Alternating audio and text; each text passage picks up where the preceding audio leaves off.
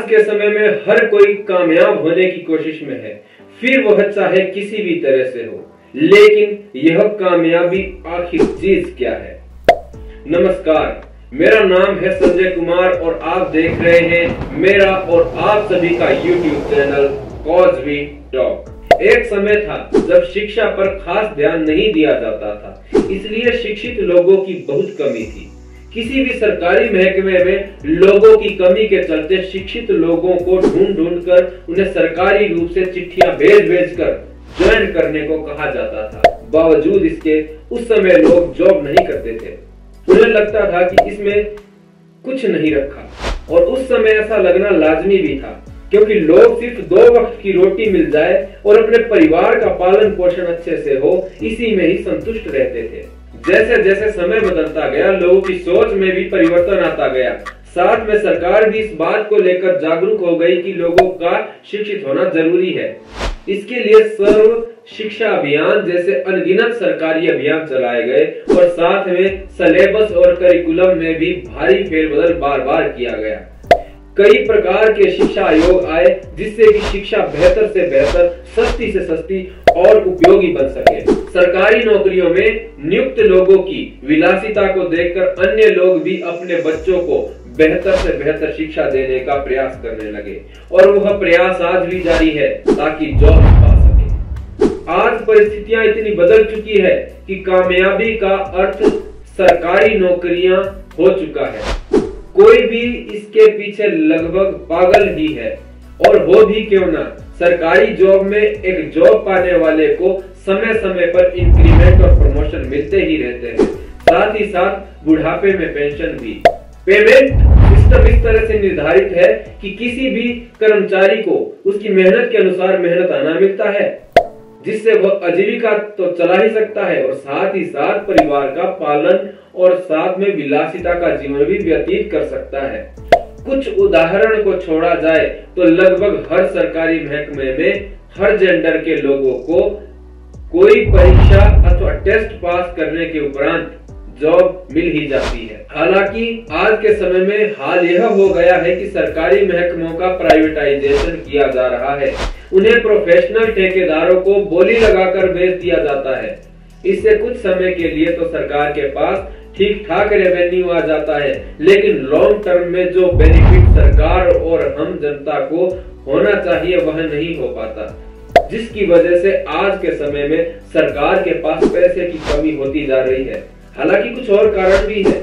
इसका एक कारण यही नहीं है, बल्कि साथ में भ्रष्टाचार सबसे बड़ी चीज है, जो कि राजनीति और समाज में आज के समय में नीचे से लेकर ऊपर तक और ऊपर से लेकर नीचे तक हर एक सरकारी और गैर सरकारी महकमे में है। हर कोई यह जानते हैं कि बिना भ्रष्टाचार के आजकल कोई काम ही नहीं होता। हम इसे कुछ यूं कह सकते हैं कि जब भी कोई सरकारी योजना के तहत पैसा सरकार द्वारा किसी काम में लगाने के लिए ऊपर से आता है, तो नीचे तक आते आते उसमें जो अधिकारी और कर्मचारी अथवा राजनेता विशेष तौर पर शामिल होते हैं, वह थोड़ा थोड़ा प्रतिशत उसमें से अपने लिए निकालते जाते हैं।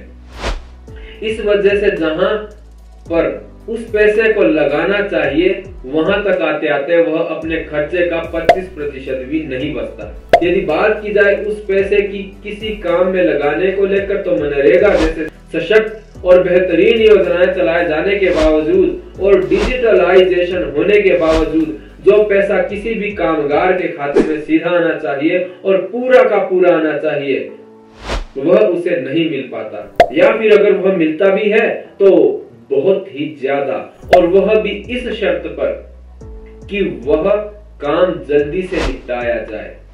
कम समय में उस काम को करने की कोशिश करने के चक्कर में खराब मटेरियल उपयोग किया जाता है और कहीं ना कहीं घपला करके अपने लिए मटेरियल बनाने की कोशिश की जाती है, ठेकेदारों द्वारा और कई बार मजदूरों द्वारा भी, जिससे कि उस काम का सत्यानाश ही हो जाता है। इसी तरह से सरकारी नौकरी भर्ती प्रक्रिया में भी धांधलियां देखने को मिलती है। लोग सामान्यतः अपने चहेतों या फिर अपने करीबियों को लगाने की कोशिश करते हैं जॉब में। इसके अतिरिक्त यदि उन्हें कहीं से घूस अथवा रिश्वत मिल जाती है तो उन लोगों को लगाने की कोशिश करते हैं। इसी क्रम में कई बार टेस्ट अथवा परीक्षा पत्र लीक किए जाते हैं, जो प्रश्न पत्र होते हैं, और जब उसका पता चलता है तो जो लोग लंबे समय से परीक्षाओं की ईमानदारी से तैयारी कर रहे होते हैं वह भी उसमें घुन की तरह पिस जाते हैं। उनकी तमाम मेहनत पर रिजल्ट रद्द होने के कारण पानी फिर जाता है। ऐसे समय में कुछ युवक और युवतियां फ्रस्ट्रेशन में आकर आत्महत्या जैसे कदम भी उठा लेते हैं। उन्हें लगता है कि यह सरकारी नौकरी हाथ से गई, अब लोग, परिवार और समाज की नजर में मैं तो कामयाब नहीं हूं। स्वयं ही यह लगता है कि मैं कामयाब नहीं हो पाया या कामयाब नहीं हो पाई, लेकिन क्या सरकारी जॉब पाना ही कामयाबी है? एक वह भी समय था जब लोग सरकारी जॉब्स को ठोकरे मारा करते थे। जैसे जैसे समय बदलता गया, लोगों की सोच बदलती गई, लोगों का रहन सहन बदलता गया और उसी के अनुसार ही शायद कामयाबी का मतलब भी बदलता गया। पुराने समय में अथवा गांव देहात में आज भी यह चलन है कि रिश्ता लगाने से पहले किसी परिवार की धर्म, जाति, बिरादरी देखने के बाद यह देखा जाता है कि उनके पास जमीन जायदाद कितनी है, उसके अनुसार उनकी आय कितनी है, रहन सहन कैसा है, लड़के अथवा लड़की की चाल चलन कैसा है, फिर चाहे कोई शिक्षित हो या ना हो। वहीं यदि आज के समय की बात की जाए तो परिस्थितियां एकदम विपरीत सी है। कुछ ही लोगों को छोड़कर जाति धर्म जैसी ओछी सोच से ऊपर उठकर अब यह देखा जाता है कि लड़का किसी सरकारी जॉब में है अथवा नहीं। आज के समय में प्रेम भी सरकारी जॉब देखकर ही होता है और प्रेम विवाह भी। फिर चाहे लड़का बेवड़ा हो, अफीमची हो, लाख बुराइयां हो और लड़की कैसी भी हो, इसको नजरअंदाज किया जाता है।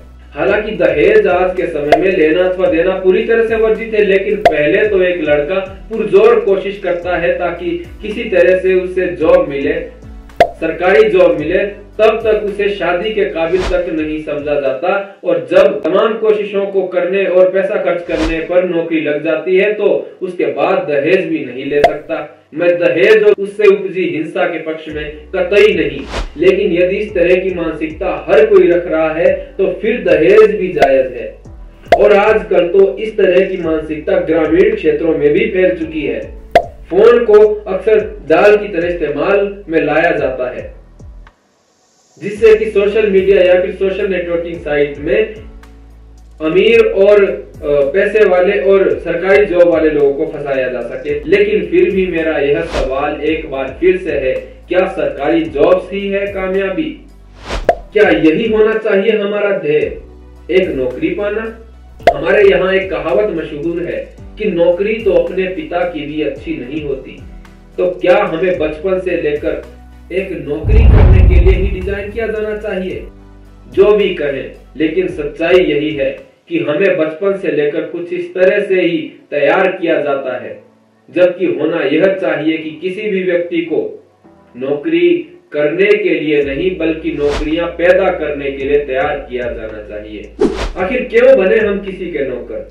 कुछ उदाहरण आपके सामने रखने जा रहा हूँ। चिप्स से पहले लोग फ्रेंच फ्राइज खाया करते थे।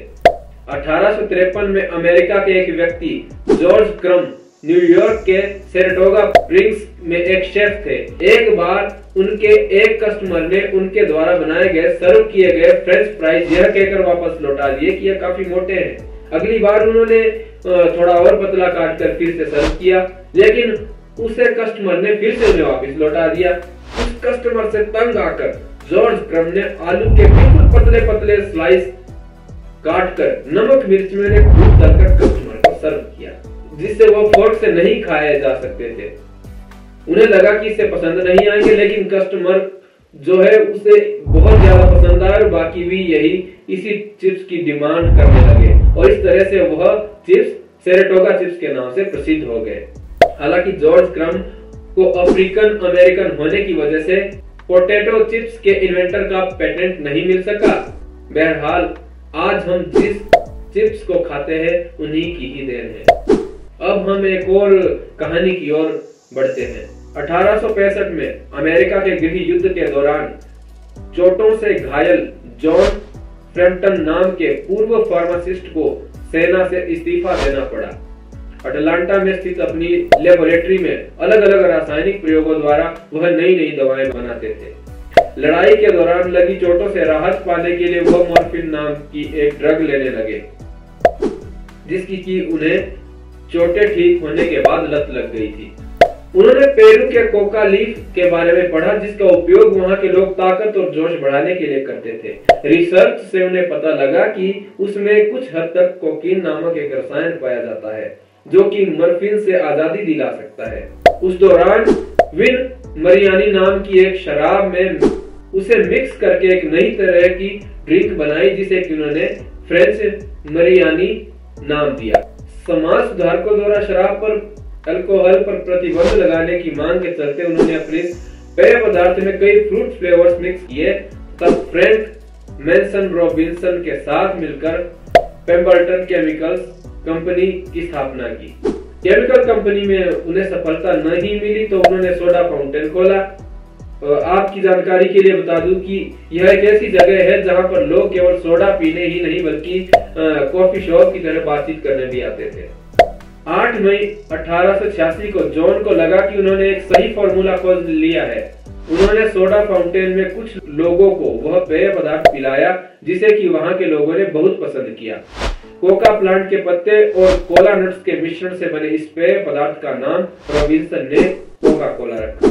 जॉन पिम्बरटन की युद्ध से मिले जख्मों के पुनः उभरने के कारण 16 अगस्त 1888 में मृत्यु हो गई थी। उसके बाद जबकि उनकी कंपनी घाटे में चल रही थी, फिर भी आशा ग्रिग्स कैलेंडर नाम के एक धनवान बिजनेसमैन ने संयोगवश उस कोका कोला को टेस्ट कर लिया था और फिर उस कंपनी को संसाधनों की कमी के बावजूद भी खरीद लिया, क्योंकि वह उन्हें बहुत पसंद आया और 1852 में कोका कोला कंपनी की ऑफिशियली शुरुआत की। यह वह उदाहरण है जिन्होंने कामयाबी के लिए सरकारी जॉब्स की राह नहीं देखी और अपनी समझदारी और अक्लमंदी से अपनी और अनगिनत लोगों की पुश्तें सुधार दी। अपने दिमाग अथवा अपने स्किल का इस्तेमाल करके जीरो से हीरो बने। जो वक्त के साथ नहीं चले, उनकी समझदारी का फायदा किसी और ने उठा लिया। हमें असल में स्वयं को पहचानने की जरूरत है। इसी से ही हम अपने अंदर के गुणों को पहचान कर विकसित कर सकते हैं और उचित दिशा निर्देश के साथ उसमें निखार ला सकते हैं और अपने समाज के काम में ला सकते हैं। इससे न केवल बेहतर अर्निंग हो सकती है, बल्कि अपने आप ही अपनी पसंद के काम करके मनचाही जॉब करने से निजात मिल सकती है और मेरे हिसाब से यही है असली कामयाबी। बाकी आप इस विषय में क्या राय रखते हैं कमेंट में जरूर बताएं। वीडियो लाइक करें और अपने दोस्तों के साथ शेयर करें। इस चैनल को सब्सक्राइब जरूर करें। इसी के साथ अपने शब्दों को अगली वीडियो आने तक विराम देता हूं। धन्यवाद।